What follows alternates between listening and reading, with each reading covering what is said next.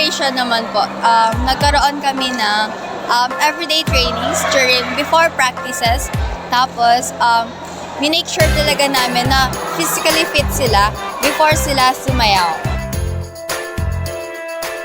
So, we come up with the ideas po ng kahit anong pinagdadaanan or struggles na nangyayari sa mga students, ganon, na nagpapakita pa rin siya in the end ng they unite as one po.